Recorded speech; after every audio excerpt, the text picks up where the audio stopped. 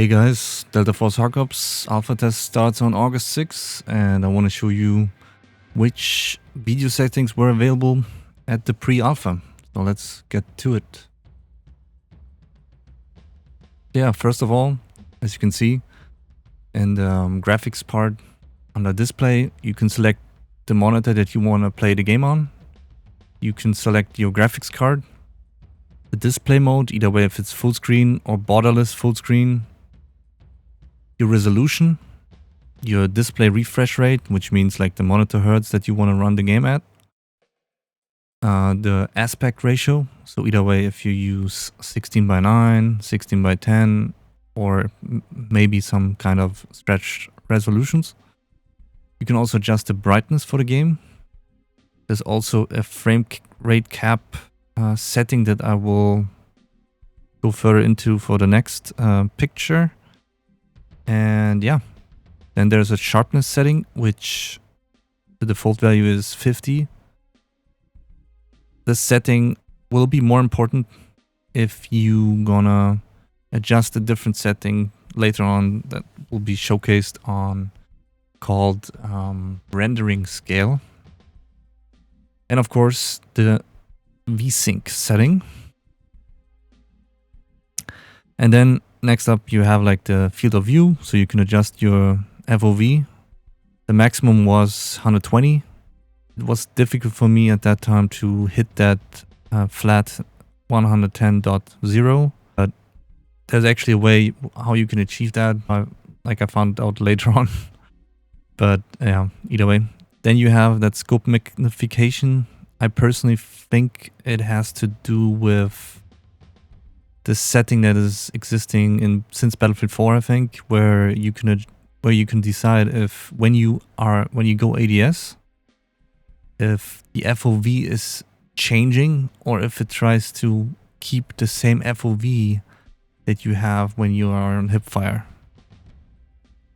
In Battlefield 3, for example, you couldn't adjust it, so it was always like zooming in. And since Battlefield 4, people are, able to decide either way if they want to use it or not. And yeah, in this picture you can see the frame rate cap setting. The default setting is unlimited. You can choose which one you want to have. Personally think there was also a 360 cap possible. Unfortunately, no custom setting at that time. I personally hope that they will add it.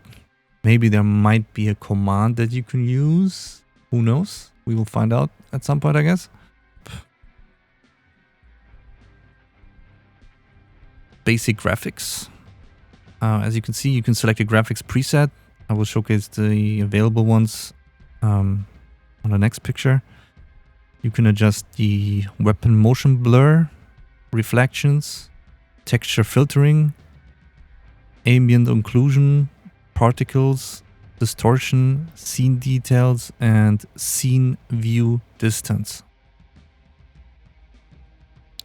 Some settings are familiar from other games, including the Battlefield games, and therefore for those people that already know how much each setting affects their frame rate in their particular games, can kind of come to a conclusion what settings they might want to try out running this game to. I did try to run everything on the lowest possible in the in-game video settings tab. Yeah, I did personally try to run everything on the lowest. Next up we have the graphics preset option that I was talking about. At that time, you have like that custom setting, which means it's automatically switching the moment you adjust one setting manually.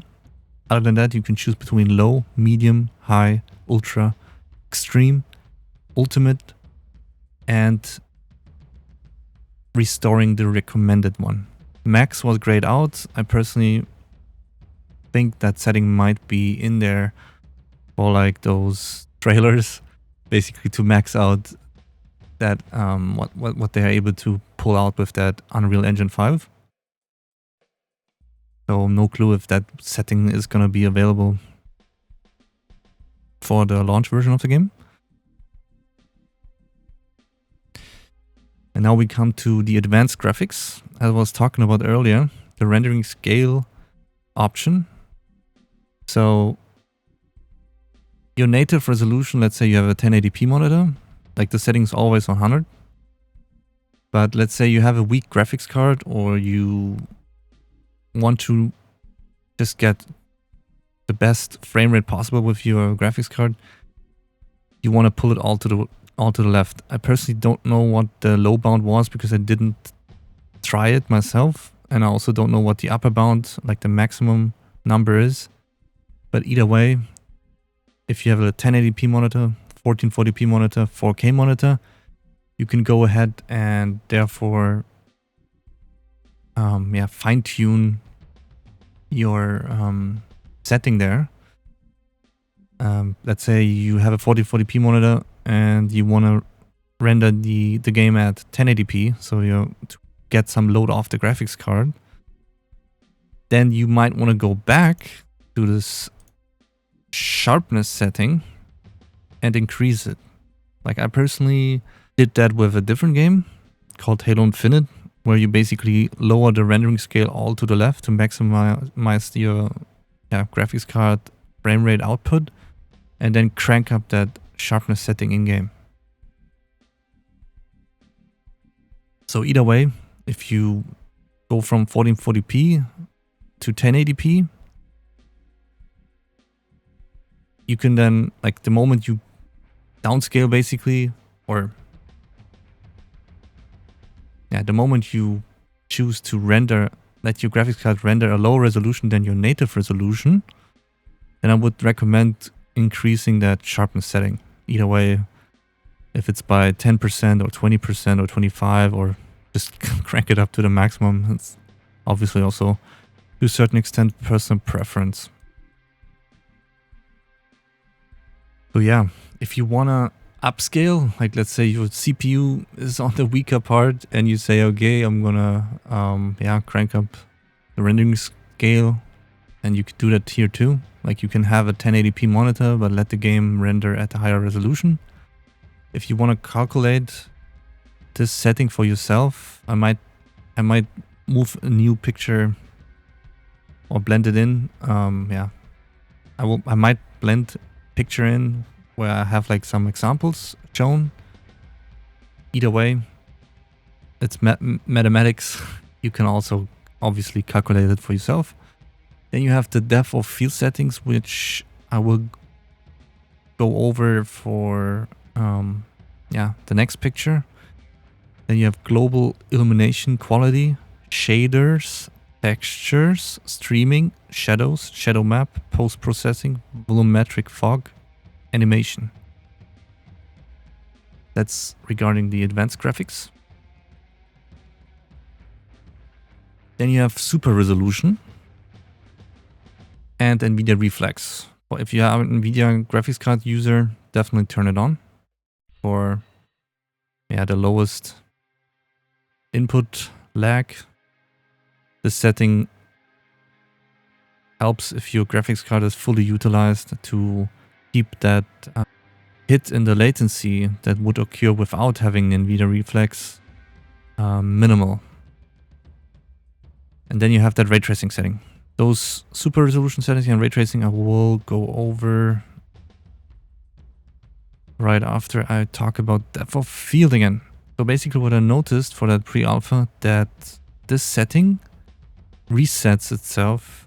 So every time you boot up the game, this setting turns back on. It's obviously alpha stage, so just to make sure, or just as a hint, you might also run into this issue. Just every time you boot up the game, click one time into your video settings and check if you have this depth of field setting still off. And the other option obviously would be you could also go into the settings file and change it there and then set it to read only so it doesn't get changed by the game. But either way, the easier way is just check it every time you boot it up. Examples for, I'm gonna blend in the other one. So this picture you can see now is the example of having depth of field on, enabled. So your weapon is blurry, stuff like that. If you have it off, it's night and day difference. I personally like to turn this setting off to be able to have a better vision, like clear image, that I can see my targets better and track them better. And I immediately, when I noticed, wait a minute, like something is off, and then I checked the video setting and realized, oh, this depth of field setting keeps resetting every time I boot it, like I restart the game. Like it definitely helped. Like I immediately noticed it when I turned it off again. That at least for me, it's a must. Of course, if you want to keep this on because you like it that way, then keep it on. Either way, it's good. It's good that they provide that setting, that's for sure. All right, that's about the depth of field. And now we go ahead to super resolution mode. As you can see, there are 4 different options. Temporal super resolution, AMD Fidelity FX Super Resolution 2.0, NVIDIA DLSS, and Intel XESS. I did some research. This one here is an Unreal Engine super resolution upscaling technique. That's AMD, obviously. That's NVIDIA and that's Intel. One thing to mention though is this one, like the first one, the temporal super resolution, the AMD Fidelity FX, and the Intel super resolution or super sampling technique. They are usable either way if you have an NVIDIA card, an AMD card, or an Intel card, as far as I understand. NVIDIA, obviously, you have to have at least that RTX 2000 series to be able to use DLSS, as far as I know. There might be some workarounds, but I don't know about them, just to let you know. So either way, if you have like an older card, like let's say a GTX 1080 or something like that, or AMD 5000 series, 6000 series, or even AMD like that RX 590 or 400 something, there should be at least one of those 3 options here available for you. And as like a screenshot for this temporal resolution thing, as you can see, it's a technology used in Unreal Engine 5 to upscale lower resolution frames to higher resolutions, achieving improved visual fidelity and performance. Furthermore, you can apparently also adjust some variables. Either way, it's definitely nice to have. So for people that run 4K or general, either way, if it's 1440p or 4K resolution, if you max out with the graphics settings, then obviously it's nice to have that super sampling or super resolution setting available. And it looks pretty promising, like that they are putting out so many options already for the players. I did check the AMD website. There's already a version called 3.1 available. So the question for Delta Force Hawk Ops obviously would be, is there going to be an updated version of this implementation at launch? Either way, for people that want to try those settings out, try them out and see how, which works the best for you and your PC. If you select NVIDIA DLSS, just as an example, and apparently it's also the case for the other options available, but I don't have screenshots for them, is you can choose either way if it's on auto, performance, balance, or quality. For those people that already use super resolution with NVIDIA DLSS on other games, they are familiar with those settings. And if not, obviously you can just visit NVIDIA's website to get more details. And now we come to ray tracing. If you enable ray tracing, you can choose between how far basically those ray traced reflections are, or how far the reflections that you see on your screen are made with ray tracing. Then obviously the higher you go, the higher the performance hit for your frame rate is gonna be. So you can choose between close, high, ultra, and ultimate. And now, like as a small bonus, you have this under the screen settings. You have a setting called Show Performance Parameters. Make sure to have this on if you want to see your frame rate and latency. PC latency, it means your ping, just your ping to the server. So then there will be text in the top right corner while playing the game that is saying frame rate or FPS, then that you see the number, and then latency, and then you see another number. Unfortunately, it's hard to read because it's like the same color that you can see this text in, like this 50% white, like that the opacity is like, you get what I mean? Like it's hard to really see that frame rate counter, especially if you want to, you're in the battle. Like it's nice to have, it would be nice if you would be able to adjust the color or make it bigger. There might be an option to do so that I'm not aware of yet. If I get aware, I might make an updated video. But either way, make sure to enable that setting. And for the minimap,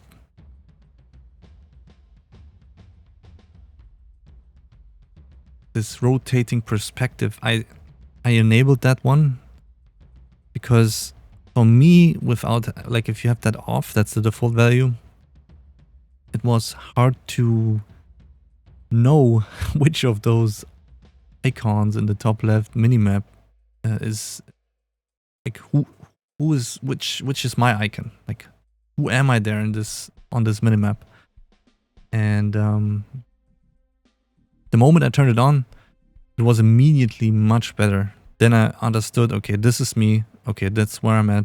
And then it's like easier to utilize the information that you get on the minimap. Either way, if it's your teammates that you see there or enemies that are spotted. As you can see, you can also adjust the infantry FOV, vehicle FOV, aircraft FOV, and the icon scale to your personal liking. I think on Battlefield infantry FOV, at least the one that I use, I think it was 50 meters, something like that. So that I can see the closer enemies better. Obviously, if you are in a vehicle or especially in aircraft, you want to know, okay, where might be other aircrafts that you are facing. So yeah, you can adjust them to your further liking. And you can also adjust your language setting right here. And next up, this is the settings file path. So I'm using the Steam version. And if you want to get into that path, you basically right click the game in Steam. And well, actually, I think it's blocked now through this video image. There it is. So basically, when you right click the game in your Steam library, properties, and then you can, or manage, and then you can open up there's like a button where it's saying open the folder or something like that. And then it will put you right into the folder. And if you go into game, Delta Force, and then you have like two folders. One was called saved and one is called saved_Steam. And I noticed saved_Steam has settings that I actually adjusted, and then saved, there are probably those settings that saved folder probably would be the one if you don't have access to the Steam version, but you have access to the launcher version. So that's might be a small difference there that you want to keep in mind if you want to go into this folder. Most of those files, at least at that time, were empty. Some that I want to point out. One is the GameUserSettings. No, never mind. One is, it is GameUserSettings. All right. As you can see, it showcases like the resolution, the full screen mode, which monitor basically the frame if you want to have a frame rate limit. So maybe those fixed presets that you have set in game, you might be able to adjust a custom frame rate limit right here. I personally didn't test it. I probably will test it next time I have access to the game. So that's something to keep in mind. But either way, whatever graphics card you use, if you want to maintain a steady frame rate, so you are able to, let's say you are able to reach 120 FPS 90% of the time, you can either way obviously check one of those presets in game, like if it's 120 for example, but it's something like in between that is not available as a frame rate cap preset. Let's say 150 or 165. Let's say you have a 165 hertz monitor, something that's just not listed, and you can obviously go in here and manually type it in.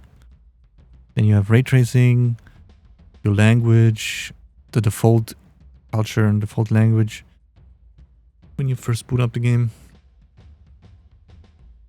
Yeah. And the next up is the user system setting file.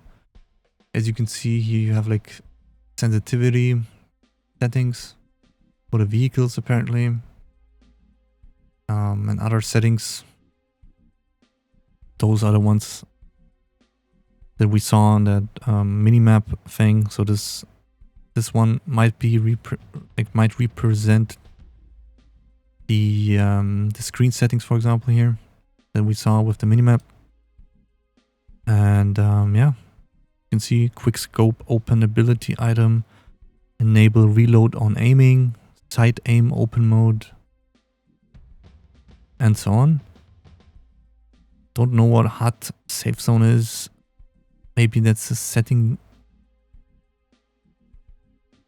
Yeah, I still have to find out. Hopefully, generally speaking, with that user interface, that they will make it available that you can adjust the position of the minimap and stuff like that, because like I personally think right now the general user interface, it's like everything is splitted instead of combined together at one spot. I personally prefer Battlefield 3's user interface.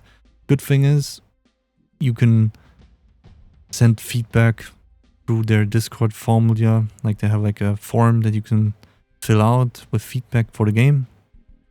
You can also use other social channels, but they personally recommend using Discord, their own Discord, official Discord. The Delta Force official Discord. And yeah, hopefully they will either way provide some different user interface presets. Let's say Battlefield preset or Call of Duty preset, so people, depending on, you know, from which franchises that they are coming from or which ones they prefer, that they can choose whatever they like.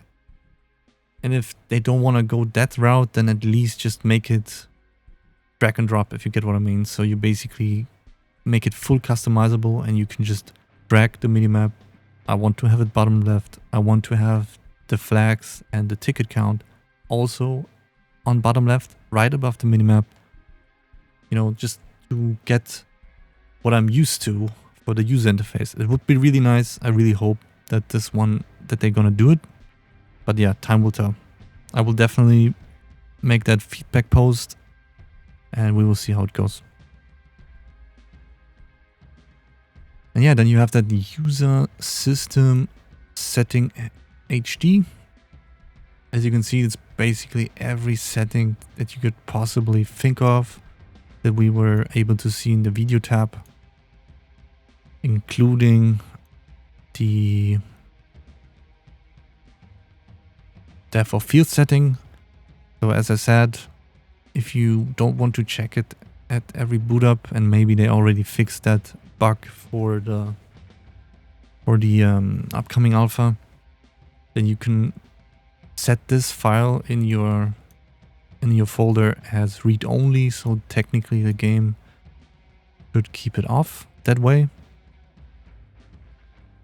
It's also, I think, the same with Battlefield 2042, that you can turn off depth of field in the settings file. Don't think you have to make it read only, but usually people do it because they don't want to accidentally let this game is, you know, changing their video settings. And as we all know, Battlefield, especially the latest game, yeah, can provide a huge mess. All right, either way, this is the FOV setting that I was talking about, like in game. I don't know if I tried the arrow keys. I just do know that I struggle to set it to a flat number. So you can just go in here and manually just make it a flat 110 if you run it at 110. As an example, same for the audio settings.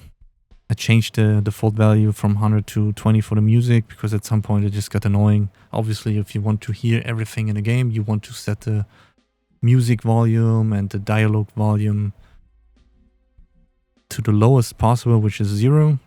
Dialogue volume, if it is affecting those soldiers screaming voice lines that might give you information that you might want to consider keeping it on. You might want to reduce it, but probably want to keep it on. And this one here, input one, is basically all your key bindings. I didn't really change anything. What I do know is you can for each setting you can at least set up a second button. Let's say you want to shoot with your left button, with the left mouse button, but also with, I don't know, spacebar. Then you can select spacebar. There might be even a third option, like a third row. But yeah, at least 2 settings you can adjust. If you on accident make a false adjustment, let's say you want to set a different key for going prone in game, and let's say you hit the left mouse button, just override the second setting that you set for, let's say, going prone, by just reusing the same button that is already set for going prone. That way you basically reset it. There's also a reset button for all key bindings, but then obviously you have to manually adjust every key binding again.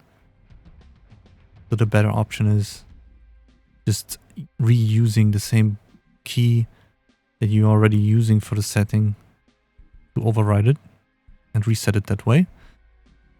And yeah, that's pretty much it. Hope you enjoyed the video, got some information out of it. Either way, thanks for tuning in.